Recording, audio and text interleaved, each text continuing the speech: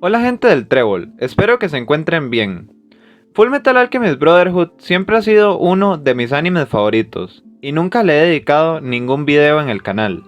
Ahora hablaré de ciertos personajes en el anime y los compararé con personajes históricos, además de dar ciertos datos interesantes que magnifican la trama y profundidad de este anime. Así que sin más, comenzamos con el video. Aunque el tiempo se agota, solo queremos encontrar un lugar para volver a empezar. Los que vimos Fullmetal Alchemist Brotherhood en su momento quedamos muy sorprendidos de las similitudes que poseía Amestris con la Alemania de los 1940s. Desde la infraestructura de aquella época hasta detalles que van mucho más allá, como el régimen político totalitario que hacía ver al Führer como un personaje de poder ilimitado, capaz de controlar básicamente cualquier ámbito en la ciudad central y teniendo comandantes de inferior poder jerárquico en otras grandes ciudades del país. Y es que solamente hace falta comparar el cuartel militar de la ciudad central con la casa presidencial de Alemania en aquellas épocas, para darnos una idea de dónde se podría estar basando Hiromu Arakawa al construir esta ciudad. El poder de control y manipulación que tenía el Führer Kim Bradley es otra característica a resaltar, capaz de tener convencido a todo Amestris que sus formas de gobierno eran correctas, incluso habiendo mantenido sin razón guerra contra los ishbalanos, por simplemente el hecho de serlo. Para generar este sentimiento de grandeza y superioridad de un pueblo sobre otro, aún siendo del mismo país, y lograr el cambio de pensamiento de tantas personas, haciendo incluso un exterminio, es algo que nos deja claro el poder de convencimiento que tenía King Bradley. Otra cosa interesante, y sé que muchos lo han notado, es que las fechas de las tumbas de los cementerios dejan claro que no se trata de los años 1940, en el desarrollo de la Segunda Guerra Mundial, sino que más bien se desenvolvía en el escenario de una Primera Guerra Mundial, alrededor de 1914. Esto tendría sentido si tuviese similitud con el argumento de la historia de Fullmetal Alchemist Brotherhood. Pero realmente los hechos más importantes de esta guerra nunca sucedieron en Fullmetal, al contrario que con la segunda. Yo realmente pienso que la fecha y fijarla en otro momento histórico se da realmente porque, como verán en este anime, hay personajes de distintas épocas y lugares. Además de que seguro Hiromu no quiso poner esa fecha para no generar más polémica con este anime y hacerlo más controversial. Ahora voy a comentar dos datos interesantes que refuerzan mi teoría de que Amestris es la Alemania nacional socialista. El primer dato interesante que refuerza mi teoría de la Segunda Guerra Mundial es que Amestris tiene problemas con todos los países que lo rodean, Dragma, Creta y Aerugo, como sucedió con la Alemania de la década de los 40. Esta situación no pasó en la Primera Guerra Mundial, donde Alemania poseía un gran aliado vecino, como era el Imperio Austrohúngaro. El segundo dato interesante es que los apellidos de los soldados de Fullmetal Alchemist provienen de aviones, armas y vehículos militares utilizados tanto en el eje como en las potencias aliadas. El M2 de infantería y M3 de caballería Bradley, estadounidense. El Gruma E2 Hawke, estadounidense. Breda M37, portugués. P51 Mustang, estadounidense. Hasta el perrito Black Hayate está basado en el Nakajimaki 84 Hayate, un avión japonés utilizado durante los dos últimos años de la Segunda Guerra Mundial. Además se recuerdan de Isaac McDougall, el alquimista de hielo, que salió en el primer capítulo y nos pareció un villano, pero después nos dimos cuenta que era un jodido héroe. Y su intención de matar a Bradley se debía a reducir la corrupción militar después de enterarse de sus verdaderas intenciones. Pues les presento a Klaus von Stauffenberg. Él fue un militar alemán y un coronel del Estado Mayor de la Alemania nazi, que abrió los ojos ante las atrocidades que estaban sucediendo, e intentó acabar con la vida de Hitler, en una reunión donde se estaba discutiendo y exponiendo la situación que afrontaba Alemania en el frente oriental.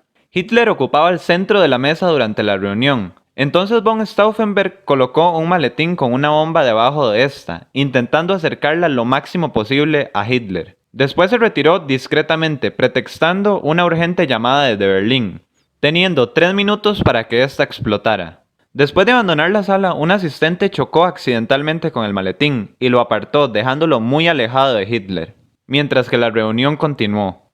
2 minutos después, mientras Hitler seguía hablando de su batalla con el frente ruso, la bomba explotó, generándole leves daños a Hitler.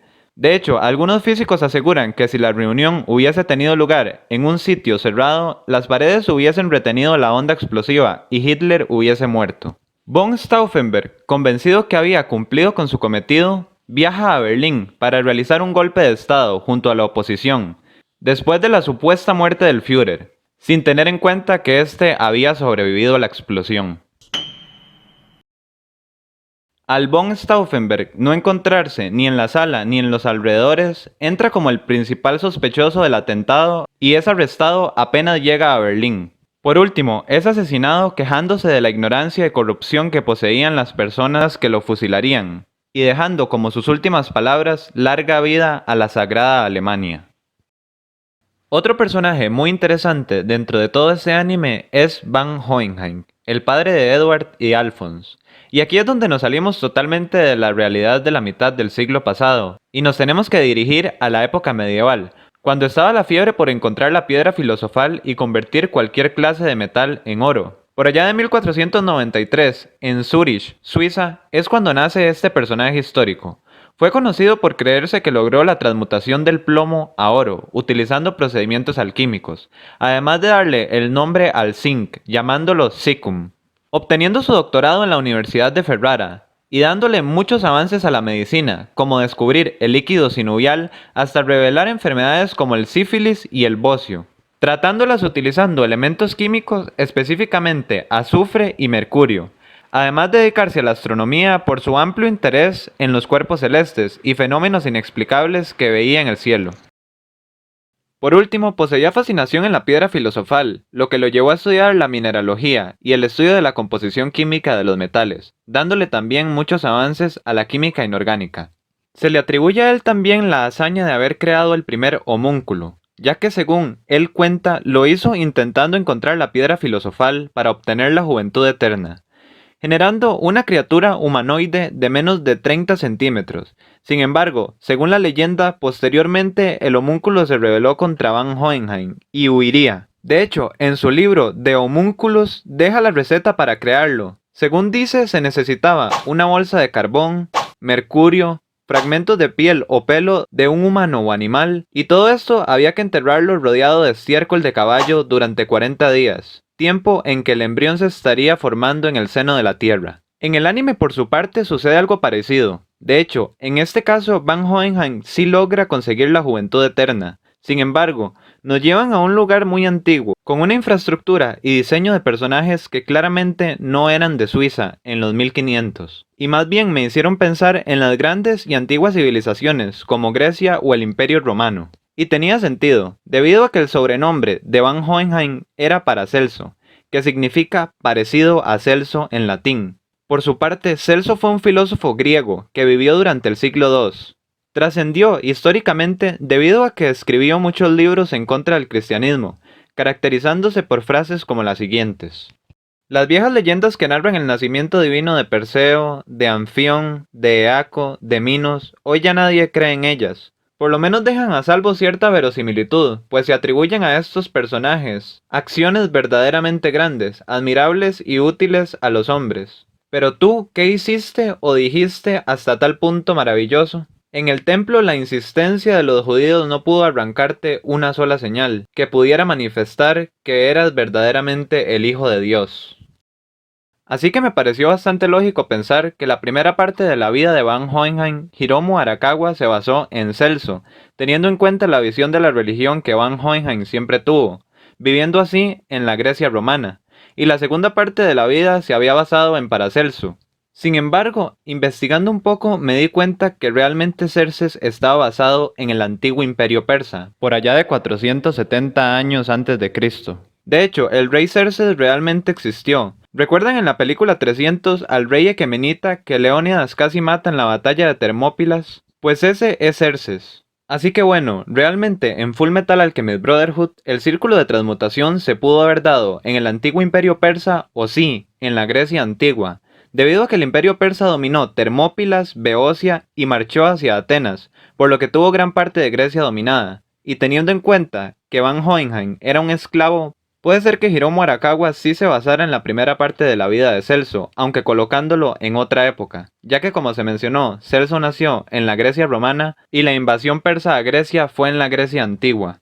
Así que como ven, es complejo basarse en un lugar y tiempo específico, ya que hay cosas que se remontan a antes de Cristo.